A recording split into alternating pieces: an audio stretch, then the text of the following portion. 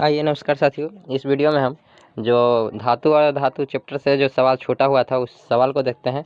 और वो पहला सवाल आपका ये है कि पहला नहीं, जैसे 14 का सवाल हम करा चुके हैं, जिसमें 15वां सवाल जो है ये है, आपने तांबे के मलिन बर्तन को नींबू या इमली के रस से साफ करते अवश्य देखा होगा। ठीक है, आपने तांबे या मलिन बर्तन को नींबू या इमली के रस से साफ करते अवश्य देखा होगा। यह खट्टे पदार्थ बर्तन को साफ करने में क्यों प्रभावी है? कोई भी खट्टा पदार्थ जैसे कि नींबू के रस या फिर इमली के रस से बर्तन ये सबको साफ करेंगे तो जल्दी साफ होगा। क्यों? तो कारण देख लीजिए। तांबे के ऊपर सांद्र आर्द्र वायु, तांबे के ऊपर आर्द्र वायु तथा CO2 के कारण कॉपर कार्बोनेट की एक हरी परत बन जाती है। क्यों बन जाती है परत? तो तांबे के ऊपर एक परत बन जाती है, और ये इसलिए बन जाती है क्योंकि तांबे के ऊपर आर्द्र वायु तथा CO2 के कारण कॉपर कार्बोनेट की एक परत बन जाती है जो क्षारीय प्रकृति की होती है। कौन से प्रकृति की होती है? क्षारीय प्रकृति की। क्षारीय माने क्या कि ये कड़वा लगेगा, क्षारीय प्रकृति की होती है। इसलिए जब इसे नींबू या इमली के रस से साफ करते हैं तो इसमें मौजूद अम्ल क्षारक को उदासीन कर देते हैं और बर्तन साफ हो जाता है। बर्तन साफ होने का मेन कारण क्या है? यही, क्योंकि कोई भी धातु है उस पर क्षारीय परत जम जाती है। क्षारीय परत कब हटेगा? जब अम्लीय रस से धोएंगे तब। इसलिए नींबू या फिर इमली के रस से साफ करने पर ये अवश्य साफ हो जाएगा। इसलिए पढ़ने से ये फायदा होगा आपको कि जब भी आप साफ कीजिएगा कोई भी तांबे के ऊपर या बर्तन उर्तन है उस सब को, तो ये खट्टे पदार्थ से साफ कीजिएगा तो जल्दी साफ हो जाएगा। जैसे तो इसका समीकरण जान लीजिए, कॉपर कार्बोनेट। और ये कॉपर कार्बोनेट क्या करता है? तो साइट्रिकल अम्ल, साइट्रिक जो अम्ल है ना, साइट्रिक अम्ल, इससे अभिक्रिया करके कॉपर साइट्रेट और कार्बन डाइऑक्साइड और H2O यानी जल का निर्माण करता है, और ये बर्तन जो है साफ हो जाता है। तो क्या याद रखेंगे? कॉपर कार्बोनेट साइट्रिक अम्ल, जिसको नींबू या संतरा के रस में पाया जाता है, और कॉपर साइट्रेट और CO2 और यहाँ H2O ये बनता है और बर्तन साफ हो जाता है। अगला सवाल देखिए आपका ये है कि गर्म जल का टैंक बनाने में तांबे का उपयोग होता है, परंतु इस्पात, लोहे की मिश्र धातु का नहीं। जैसे देखिए क्या कि गर्म जल का टैंक बनाने में तांबे का उपयोग होता है परंतु इस्पात का नहीं। क्यों? इसका कारण बताइए। कारण कि गर्म जल का जो टैंक बनाते हैं ना, टैंक बनाने में तांबे का उपयोग होता है परंतु इस्पात यानी लोहा का उपयोग क्यों नहीं करते हैं? जो भी टैंक बनाते हैं उसमें तांबा का प्रयोग क्यों करते हैं? क्योंकि देखिए, क्योंकि कॉपर ऊष्मा का सुचालक होता है। कॉपर जो है ना ऊष्मा का सुचालक होता है, जबकि इस्पात जो है मिश्र धातु है। इस्पात क्या है? मिश्र धातु है, ऊष्मा का अच्छा चालक नहीं होता है। ठीक है, ये ध्यान रखिएगा, ऊष्मा का अच्छा चालक नहीं होता है, इसीलिए हम लोग कॉपर का उपयोग नहीं करेंगे। एक कॉपर का उपयोग करेंगे, किसका? तो इस्पात का उपयोग नहीं करेंगे, नहीं होता। साथ ही कॉपर भाप से अभिक्रिया नहीं करता है। कॉपर जो है भाप से अभिक्रिया नहीं करेगा, इसलिए ही हम लोग कॉपर का उपयोग करते हैं। कॉपर भाप से अभिक्रिया नहीं करता है, जबकि इस्पात जल से अभिक्रिया करता है और जंग लग जाता है। जल से अभिक्रिया करके और जंग लग जाता है किसमें? इस्पात में। इसलिए हम लोग इस्पात का उपयोग नहीं करेंगे। किसका उपयोग करेंगे? कॉपर का उपयोग करेंगे। अगला सवाल देखिए कि 17 नंबर सवाल, निम्न पदों की परिभाषा दीजिए। आपसे 2 नंबरिया पूछ सकता है खनिज क्या है, या खनिज की परिभाषा दीजिए, या खनिज किसे कह सकते हैं, किसे कहते हैं। तो ये सब जब आपसे पूछे तो ये लिखेंगे आंसर। खनिज के बाद अयस्क है, अयस्क के ज्ञान क्या कहते हैं? देखिए कि धातुओं के वे तत्व या यौगिक जो भूपर पट्टी में प्राकृतिक रूप से पाए जाते हैं। पृथ्वी के जो पपड़ी होता है ना ऊपर, भूपर पट्टी, इसमें पाया जाता है सबसे ऊपर। इधर जब पाया जाता है तो उसी को ऊपर से जब पाया जाता है ना, देखिए ऊपर से इस तरह से ऊपर से पाया जाता है, भूपर पट्टी में पाया जाता है, में प्राकृतिक रूप से पाए जाते हैं, जिनमें कुछ अन्य पदार्थ जैसे कि मिट्टी हो सकता है, रेत माने बालू हो सकता है, या चूना, पत्थर मिले होते हैं, उन्हें खनिज कहते हैं। ठीक है, सबको सम्मिलित रूप से क्या कहते हैं? खनिज। खनिज किसे कहते हैं? फिर से एक बार देख लीजिए, जिसको इंग्लिश में मिनरल्स भी बोलते हैं। मिनरल्स माने खनिज। ठीक, तो खनिज किसे कहते हैं? धातुओं के वे तत्व या यौगिक जो भूपर पट्टी में प्राकृतिक रूप से पाए जाते हैं, जिनमें कुछ अन्य पदार्थ जैसे रेत हो गया, मिट्टी हो गया या चूना पत्थर मिले होते हैं, उन्हें क्या कहते हैं? खनिज कहते हैं। अब देखिए अगला अयस्क या और क्या है? तो जिस खनिज से धातु कम खर्च पर आसानी से प्राप्त की जाती है उसे अयस्क कहते हैं। अयस्क क्या? कि जिस खनिज से धातु कम खर्च पर और आसानी से प्राप्त की जा सकती है उसे अयस्क कहते हैं। अयस्क से क्या होगा कि धातु आसानी से प्राप्त हो सकता है, ठीक है, और उसे अयस्क कहते हैं। जैसे कि सिनेबार हो गया या कॉपर पाइराइट, ये सब अयस्क है। गैंग क्या होता है? पृथ्वी से निकाले गए, खने गए या निकाले गए, पृथ्वी से खने गए अयस्कों में मिट्टी, रेत जैसी कई अशुद्धियाँ होती हैं, जिन्हें गैंग कहते हैं। तो सीधे परिभाषा याद रखेंगे कि अयस्क में उपस्थित अशुद्धि को क्या कहते हैं? गैंग कहते हैं। अयस्क में उपस्थित अशुद्धि को गैंग, ठीक। खनिज या अयस्क में उपस्थित अशुद्धि को गैंग कहते हैं। अगला सवाल है कि किसी धातु M के विद्युत अपघटनी परिष्करण में आप एनोड, कैथोड एवं विद्युत अपघटक किसे बनाएंगे? देखिए जब किसे बनाएंगे तो देख लीजिए कि धातु M के, कोई अगर मेटल है धातु M के विद्युत अपघटन परिष्करण के लिए अशुद्ध धातु के लिए M माने मेटल का, धातु का हम एनोड बनाएंगे, ठीक। और शुद्ध धातु के लिए कैथोड, धातु का जो है कैथोड हम M बनाएंगे, ठीक। M को कैथोड बनाएंगे। शुद्ध धातु के लिए कैथोड और अशुद्ध धातु M के लिए एनोड, ठीक है। परिष्करण के लिए विद्युत अपघटनी में हम एनोड और कैथोड किसको बनाएंगे? अशुद्ध धातु के लिए M का एनोड और शुद्ध धातु M का कैथोड। M धातु का अम्लीकृत लवण विलयन विद्युत अपघटय ये बनाएंगे, ठीक, ये ध्यान रखिए। अगला क्या है? अगला सवाल कि रासायनिक गुणधर्मों के आधार पर धातु एवं अधातुओं में अंतर स्पष्ट कीजिए। रासायनिक गुणों के आधार पर धातु एवं अधातु में निम्नलिखित अंतर है, ठीक है। रासायनिक गुणों के आधार पर धातु और अधातु में निम्नलिखित अंतर है। क्या अंतर है? तो पहला देख लीजिए, धातु क्षारकीय होता है, मतलब इसको जब भी चाटेंगे ना, चाट करके देखेंगे तो ये कैसा लगेगा? तो धातु कैसे होते हैं? तो ये क्षारकीय ऑक्साइड होते हैं। क्षारकीय मतलब चाटने पर ये थोड़ा कड़वा लगेगा, ठीक। अधातुएं अम्लीय या उदासीन ऑक्साइड बनाती है, अम्लीय या उदासीन ऑक्साइड बनाती है कौन? अधातु। अब ये याद रखेंगे आप लोग कि धातु क्षारकीय ऑक्साइड बनाती है जबकि अधातुएं अम्लीय या उदासीन ऑक्साइड बनाती है। धातुएं अपचायक होती है, धातुएं क्या होती है? अपचायक। तो अधातु इसका उल्टा हो जाएगा, अधातुएं उपचायक होती है, ठीक है। अगला है कि अगला पॉइंट, धातुएं जल से हाइड्रोजन को विस्थापित करती है। धातु जो है जल से किसको? हाइड्रोजन को अलग करेगा।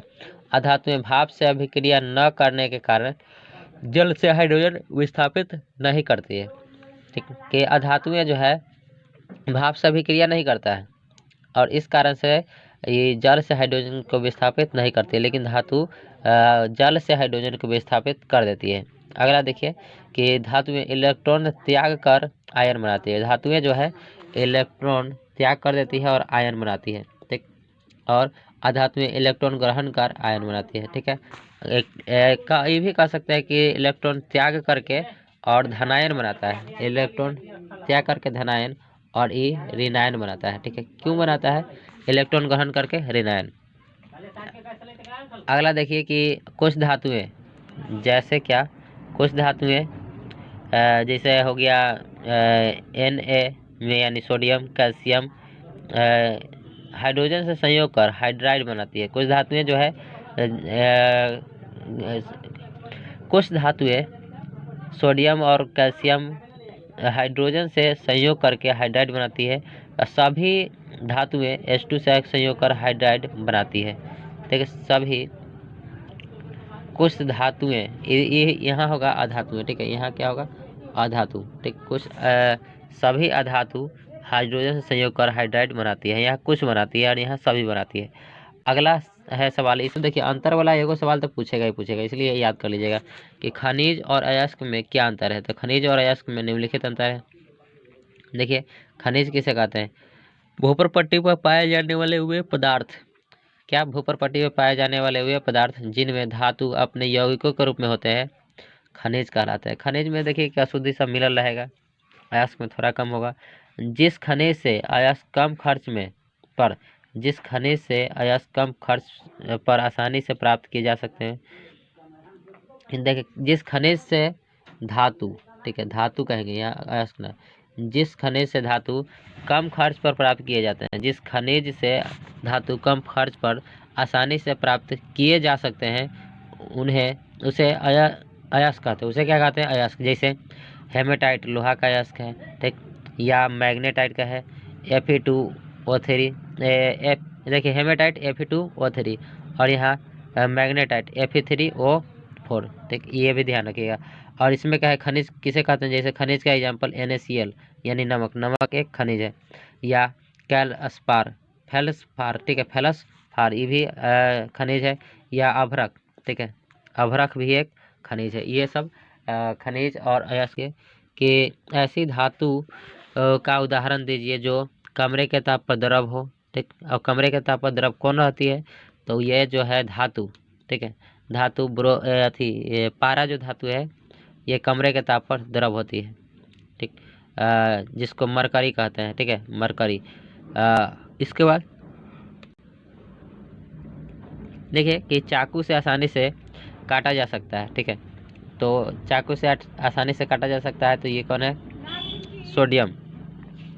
उष्मा की सबसे अच्छी चालक कौन होती है? तो ये होता है चांदी या सोना, ठीक। उष्मा की सबसे कुचालक कौन है? तो उष्मा के सबसे कुचालक शीशा होता है, ठीक, शीशा। अब आंसर जान लीजिए इसका अगला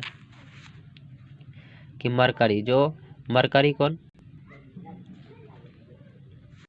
जो कमरे के ताप पर द्रव होती है वो है मरकरी।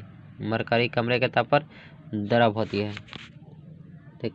अगल का सोडियम या लिथियम या पोटेशियम, जिसे चाकू से काटा जा सकता है वो सब के सब कौन है? तो सोडियम और लिथियम और पोटेशियम। सिल्वर और कॉपर ये जो है यानी चांदी और तांबा, ये जो धातु है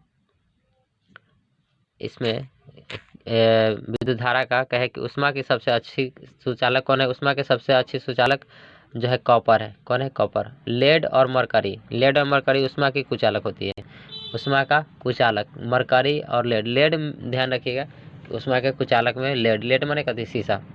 अब अगला सवाल देखिए, इन अभिक्रियाओं के लिए समीकरण लिखिए। कि ये जो सवाल है NCERT का सवाल है और इसलिए इसको याद रखेंगे आप लोग। उष्मा के इन अभिक्रियाओं के लिए समीकरण लिखिए। समीकरण क्या है कि भाप के साथ आयरन, भाप के साथ आयरन माने क्या? लोहा। लोहा जब अभिक्रिया करता है तो क्या बनाता है? देखिए कि भाप के साथ आयरन अभिक्रिया करके धातु ऑक्साइड क्या बनाता है? धातु ऑक्साइड तथा हाइड्रोजन प्रदान करती है। कि Fe यानी लोहा हाइड्रोजन यानी जल के साथ अभिक्रिया करके, हाइड्रोजन जो है जल के साथ अभिक्रिया करके क्या बनाती है? तो Fe3O4, Fe3O4 और यहाँ 4 हाइड्रोजन ये बनाती है, ठीक। पूरा देख लीजिए कि Fe+4H2O समीकरण और Fe3O4+4H2 यानी हाइड्रोजन गैस प्रदान करती है, ठीक। और यहाँ पर H2O यानी गैस रूप में है, इस यानी कि भाप है ये। और Fe जो है सॉलिड है, लोहा के साथ अभिक्रिया करके भाप Fe3O4 और हाइड्रोजन गैस मुक्त करती है। ये इसका समीकरण आप इस तरह से लिख सकते हैं, भाप के साथ आयरन, भाप के साथ आयरन अभिक्रिया करके।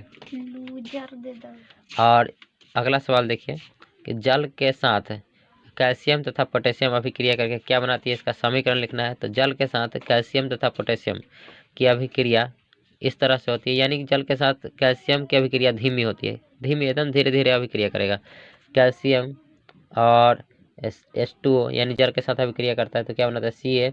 CaOH का होल ट्वाइस, CaOH का होल ट्वाइस। और यहाँ पर H2 गैस उत्पन्न करेगा और कुछ उष्मा भी उत्पन्न होगा। जल के साथ जब पोटेशियम अभिक्रिया करेगा, ठीक है, आसानी तेजी से होता है, ठीक है, उष्मा क्षेपी अभिक्रिया होती है। और इसका समीकरण देखिए 2K यानी कि कैल्शियम और H2 यानी जल से अभिक्रिया करके यहाँ पर KOH पोटेशियम हाइड्रोक्साइड और जल बनाता है, ठीक। और इसके बाद ऊष्मा निकलता है, ये ध्यान रखिएगा। देखिए अब अगला सवाल आपका कि संयोजकता से आप क्या समझते हैं। देखिए संयोजकता से आप क्या समझते हैं, तो किसी भी तत्व के बाहरी कक्षा में पाए जाने वाले इलेक्ट्रॉन की संख्या को संयोजकता कहते हैं। जैसे Na सोडियम, ठीक है, Na जो है सोडियम है, इसके बाहरी कक्षा में कितना पाया जाता है इलेक्ट्रॉन, 11। सोडियम के बाहरी कक्षा में 11, इसलिए इसको क्या लिख सकते हैं, 2, 8 और 1, ठीक है, 2, 8, 1। और इसलिए इसका कहे कि बाहरी कक्षा में इलेक्ट्रॉन की संख्या 1 है, तो कहेंगे इसकी जो संयोजी इलेक्ट्रॉन है 1, और इसी गुण को हम लोग क्या कहते हैं, संयोजकता। क्योंकि 2, 8 और 1 अभिक्रिया में जो है एक जो है E1 यह भाग लेता है, ठीक है, E1 जो है ना ये ही अभिक्रिया में भाग लेता है, इसलिए हम कहे इस गुण को क्या कहते हैं, संयोजकता। जैसे कि यही बात है यहाँ पे कि किसी भी तत्व के परमाणु की बाहरी कक्षा में पाए जाने वाले इलेक्ट्रॉन की संख्या को संयोजकता कहते हैं। जैसे सोडियम हो गया, मैग्नीशियम हो गया, इस सब का निकाल सकते हैं। तथा इसका इलेक्ट्रॉनिक कॉन्फ़िगरेशन EC से मतलब क्या होगा कि EC से मतलब इलेक्ट्रॉनिक कॉन्फ़िगरेशन, और लिखने पर 2, 8, 1 आता है, अतः इसकी संयोजकता कितना है, 1 है। अगला सवाल देखिए कि धातुओं के 2 रासायनिक गुणों को लिखें।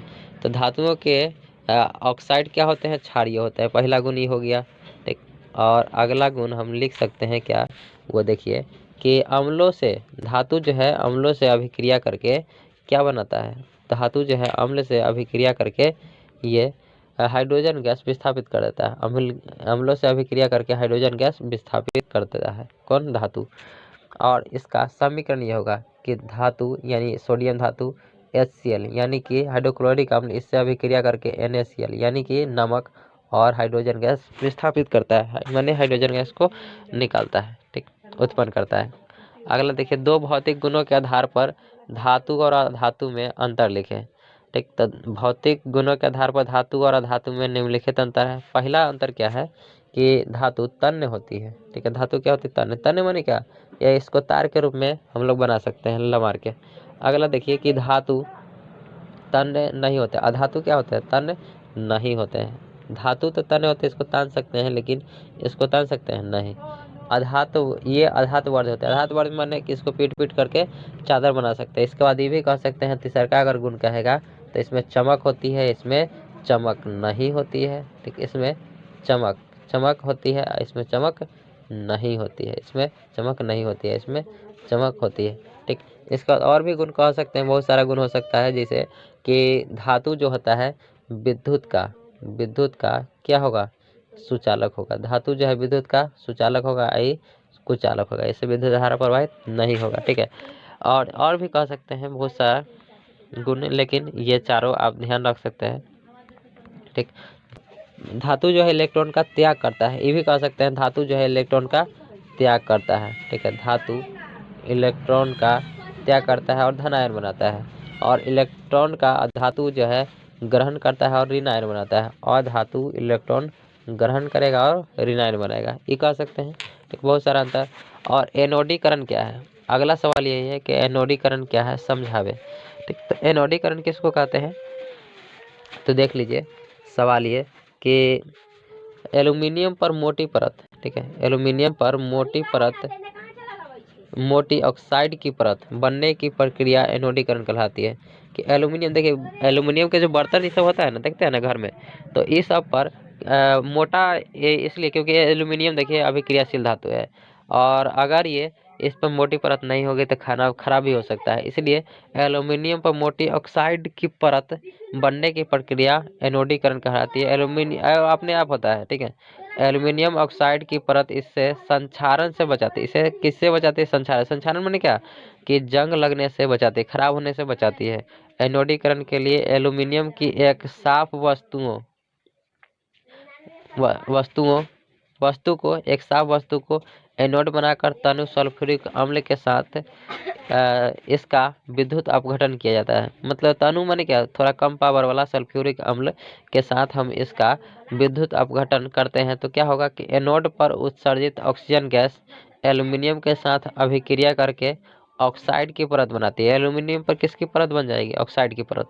और इस ऑक्साइड की परत को आसानी से रंग कर एल्यूमिनियम की आकर्षक वस्तुएं बनाई जा सकती है। एल्यूमिनियम की आकर्षक वस्तु बनाने के लिए ऊपर से हम लोग जो ऐसा एल्यूमिनियम का बर्तन जो देखते हैं ना, ठीक है, वो बाहर से चमकीला रहता है, वो एल्यूमिनियम ऑक्साइड की परत और उस पर रंग करके तो थोड़ा पेंट भी चढ़ाया जाता है ताकि वो देखने में एकदम उजला उजला लगे, ठीक लगे कि एकदम चांदी वाला बर्तन है, इसलिए। अब देखिए अगला सवाल है आपका यहाँ से कि ये क्या होता है जब जब धातुएं वायु में दहन होती है, ठीक है, क्या होता है जब धातुएं वायु में दहन करती है? माने धातु को जब हवा में जलाएंगे तो क्या होगा? धातु को वायु में जलाने पर धातु के ऑक्साइड बनते हैं। क्या बनते हैं? धातु के ऑक्साइड बनते हैं, ठीक, ये ध्यान रखना है। और इसका समीकरण यह होगा कि Na माने क्या? सोडियम, और ऑक्सीजन के साथ अभिक्रिया करके Na2O यानी कि सोडियम हाइड्रोक्साइड, ये सोडियम ऑक्साइड या पोटेशियम के साथ अभिक्रिया करके पोटेशियम K2O क्या बनेगा? K2O, ये ध्यान रखिए। और अब अगला सवाल है आपका कि उभयधर्मी ऑक्साइड क्या है? अम्ल तथा क्षार के साथ एल्यूमिनियम ऑक्साइड किस प्रकार अभिक्रिया करता है? अगला सवाल यही, इसलिए इसको ध्यान दीजिए कि उभयधर्मी ऑक्साइड क्या है। अगला सवाल आपका यही है। उभयधर्मी माने कि अम्ल और क्षार जिसमें दोनों का गुण रहेगा उसी को हम लोग कहेंगे उभयधर्मी। तो ये सवाल है कि वे ऑक्साइड जिनमें अम्लीय और क्षारीय दोनों गुण पाए जाते हैं उसे उभयधर्मी ऑक्साइड कहते हैं। उभयधर्मी माने उभय से मतलब ही होता है दो, और दोनों गुण कौन? तो अम्लीय और भस्मीय दोनों गुण पाए जाते हैं, उसी को क्या कहते हैं? उभयधर्मी ऑक्साइड। जैसे Al2O3 और ZnO। Al2O3 माने कि एल्यूमिनियम ऑक्साइड और जिंक ऑक्साइड, एल्यूमिनियम ऑक्साइड और जिंक ऑक्साइड कैसे बनता है? तो देखिए Al2O3 किससे अभिक्रिया करता है? अम्ल से भी अभिक्रिया कर रहा है, तो AlCl3 बनाता है, 2AlCl प्लस 3H2O ये बनाता है। और अगला देखिए कि जिंक जो है ये क्षार से, क्योंकि Al2O3 इसको हम क्षार से भी अभिक्रिया करा सकते थे, अगर आप कराना चाहते हैं तो इससे करा दीजिएगा, लेकिन अब दूसरा का एग्जाम्पल हम इसलिए लिए हैं क्योंकि अब क्षार से यहाँ अभिक्रिया करा दिए हैं। ये अम्ल से भी कर सकता है। ZnO यानी zinc oxide NaOH sodium hydroxide के साथ अभिक्रिया करके क्या बनाता है? तो 2Na2 ZnO2 2Na ZnO2 बनाता है, और इसके बाद जल भी बनाता है, ठीक। ये ध्यान दीजिए, यही अभिक्रिया है, इसका आप याद रखेंगे और यही आप लिखेंगे एग्जाम में। अगला सवाल है आपका 29 नंबर और आज के लिए लास्ट सवाल कि निस्तापन क्या है? निस्तापन के समय होने वाली एक रासायनिक अभिक्रिया को लिखें। तो निस्तापन क्या कहते हैं? तो निस्तापन का परिभाषा देख लीजिए। निस्तापन किसको कहते हैं? तो कार्बोनेट अयस्क को सीमित वायु में गर्म करने पर, ठीक है, कार्बोनेट अयस्क को जब हम सीमित हवा में सीमित वायु में गर्म करते हैं, कार्बोनेट अयस्क को सीमित वायु में गर्म करने पर यह ऑक्साइड में परिवर्तित हो जाता है। क्या चीज़ में बदल जाएगा? ऑक्साइड में। इस प्रक्रिया को ही हम लोग क्या कहते हैं? निस्तापन कहते हैं। जिंक के अयस्कों के भर्जन, ठीक है, जिंक के अयस्कों के भर्जन एवं निस्तापन के समय निम्न अभिक्रिया होती है। देखिए कौन कौन अभिक्रिया होगा, तो देखिए जैसे भर्जन में क्या होता है, तो जिंक ZnS मतलब जिंक सल्फाइड ऑक्सीजन से अभिक्रिया करके यहाँ ZnS माने जिंक सल्फाइड ऑक्सीजन के साथ अभिक्रिया करेगा। अभिक्रिया कब करेगा? जब इसको ताप देंगे तब, ठीक है। क्या बनाएगा? तो जिंक ऑक्साइड यहाँ सल्फर डाइऑक्साइड बनाएगा, ये ध्यान रखना है। और अगला देखिए आपका यहाँ कि निस्तापन इसके भर्जन के बाद क्या कहता है? निस्तापन कैसे? तो ZnCO3 और इसको थोड़ा गर्म करेंगे तो ZnO और CO2 गैस बनेगा। और फिर क्या करते हैं? पहले भर्जन करने के बाद ZnO को कार्बन अपचायक की सहायता से धातु ऑक्साइड से धातु में परिणत कर लिया जाता है। क्या चीज में निकल गया, अब धातु बन गया। यही तो हम बनाना ही चाह रहे थे। ठीक है, निष्स्थापन प्रक्रिया द्वारा, और अभिक्रिया लिख दिए इतना तक। और आज के लिए इतना ही, और चलिए मिलते हैं अब नेक्स्ट वीडियो में। तब तक के लिए जय हिंद, धन्यवाद।